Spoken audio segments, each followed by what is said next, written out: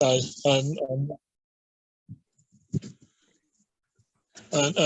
yr hinsawdd, mae tymhora wedi diflannu i radda.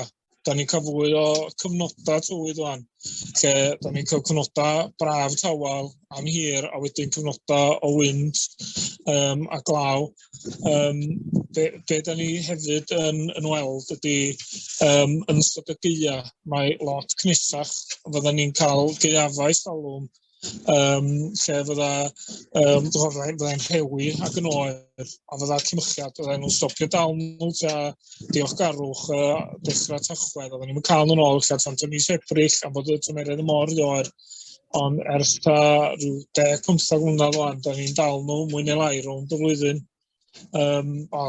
Nôl, ystadegau gwyddonol, mae lefel y môr, y tymheredd y môr wedi codi 0.8 degrees Celsius ers pan gath record i cadw yn 187 dim. So diolch yn edrych yn lot, ond mae o'n gynnydd sylweddol i lefel i dymheredd y môr. Hefyd, dwi'n disylwi, ond yn ôl yr ystadegau, mae lefel y môr wedi codi 16.5 centimetr ers troiad y ganrif dwytha, sef 1951, sydd eto ddim yn edrych yn llawer, ond mae o lot os da chi'n mynd i bryd hynny dros amser.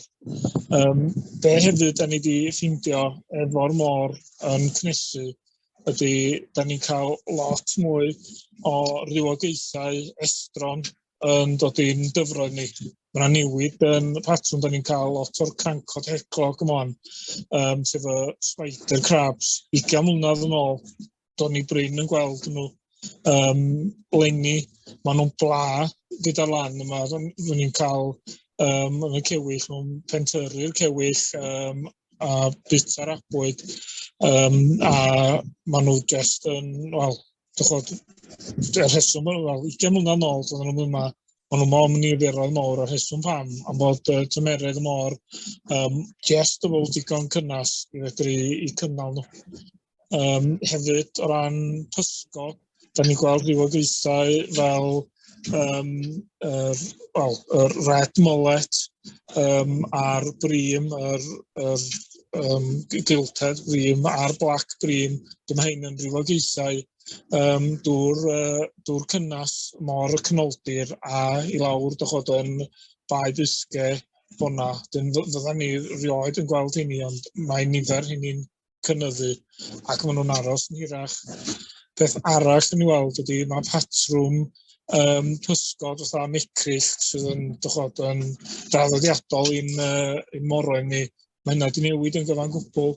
Bydda ni ers olwm cael mecryll mis Mai ymlaen i mis Medi, fydda nhw'n mynd wedyn. Wan, prin da ni'n gweld mecryll ers blynyddoedd dwytha yma, tan mis Aws, mis Medi, a maen nhw'n aros ymlaen tan Dolig a rhywogaethau fel y penfras. Mae hynny wedi mwy neu lai wedi diflannu o'r moroedd. A da ni yn gweld newid yn y môr den amgylchedd y môr. Mae hynny'n un rhan o waith dwi'n gwneud wan efo'r cranc heglog, ydy'r effaith mae'n gael ar cymychiad ac ar crancod brown, chos da ni wedi gweld gosoniad sylweddol yn y 10 mlynedd dwytha mewn crancod brown yn dyfroedd ni. Mae hyn drwy Cymru i gyd. A dyn, be maen nhw'n feddwl, maen nhw'n dod i lan yn mis Mai i fwrw i cisia, gael gwarad eu hen gragan i dyfu mwy. Yn yr un amser mae crancod heglog dod i fewn, da ni'n meddwl bod nhw'n ysglyfaethu ar y crancod brown ac neu difrod i niferoedd. Mae'n rhan o waith dwi'n edrych efo Phrifysgol Bangor ydy dal y samples o'r crancod heglog a gweld beth di cynnwys ei stumog nhw i weld gael gwybodaeth data ar hyn da i brofi'r ffaith.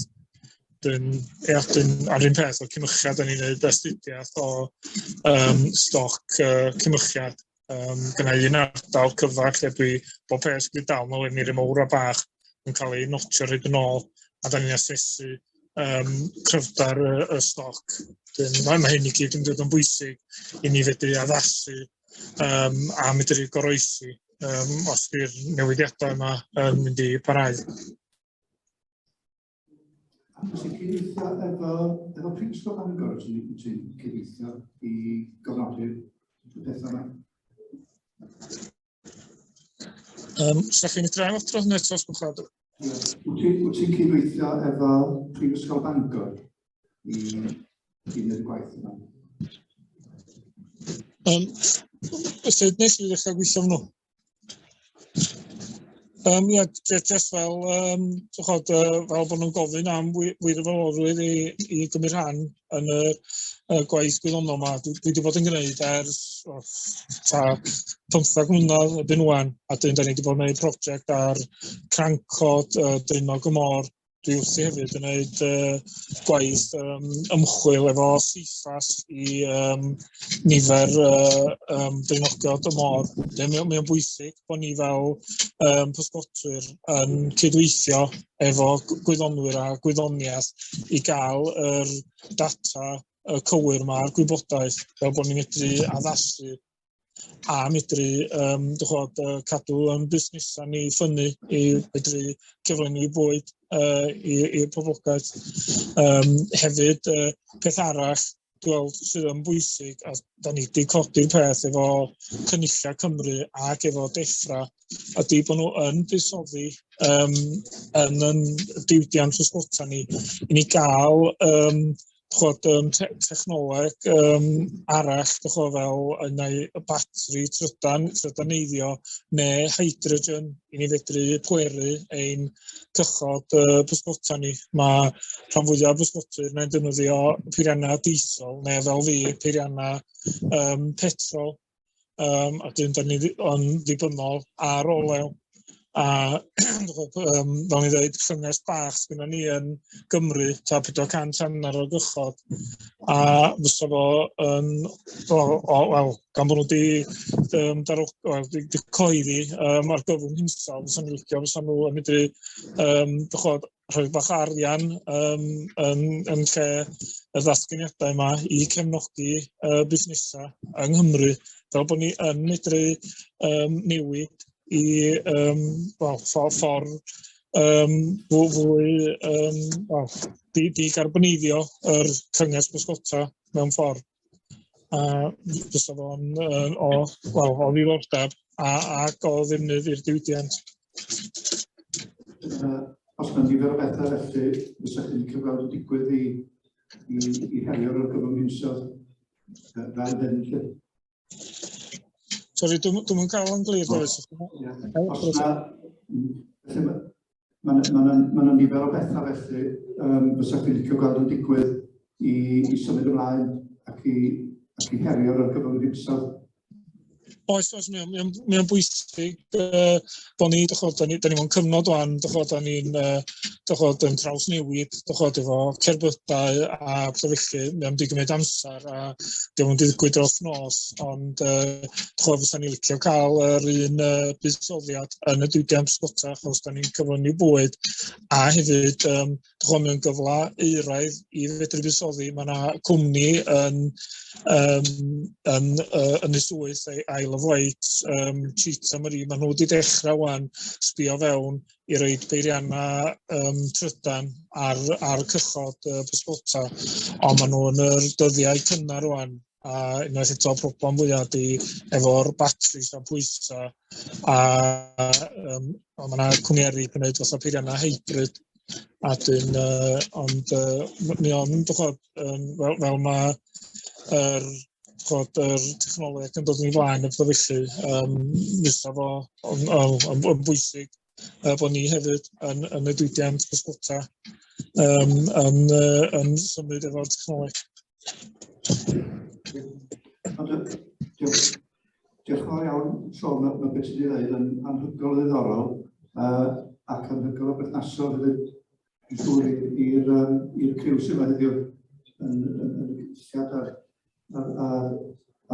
trafodaethau dyn ni wedi gael trawn yma, ac yn y misoedd nesaf sy'n y wych cadw mewn cysylltiad efo'r diwrach i gael y ddathyniad di.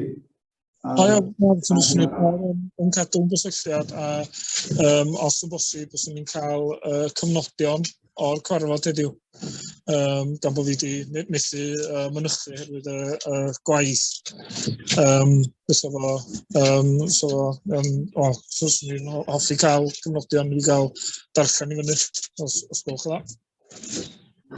Mae Sion yn un o'r aelodau'r cynulliad oedd yn methu bod efo ni heddiw am resymau amlwg. Yn y wych bod ni wedi llwyddo gysylltu efo chdi efo'r dechnoleg. Felly, diolch yn fawr iawn. Croeso mawr, hwyl i chi. Pob hwyl. Diolch yn iawn. Diolch yn fawr iawn.